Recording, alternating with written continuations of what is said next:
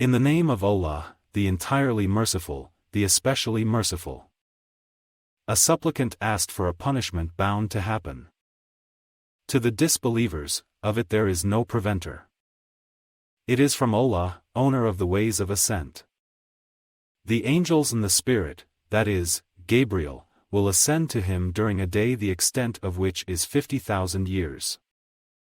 So be patient with gracious patience. Indeed, they see it as distant. But we see it as near. On the day the sky will be like murky oil. And the mountains will be like wool. And no friend will ask anything of a friend. They will be shown each other.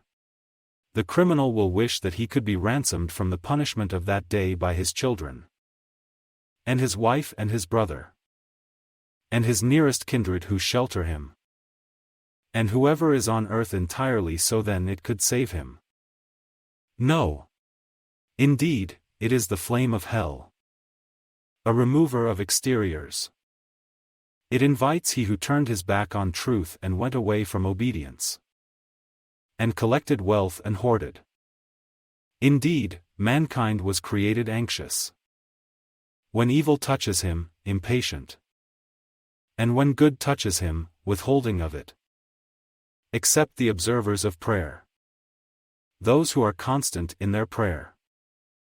And those within whose wealth is a known right. For the petitioner and the deprived. And those who believe in the day of recompense. And those who are fearful of the punishment of their Lord.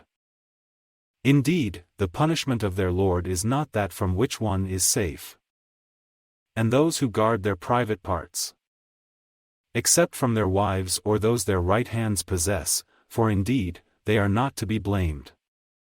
But whoever seeks beyond that, then they are the transgressors. And those who are to their trusts and promises attentive. And those who are in their testimonies upright.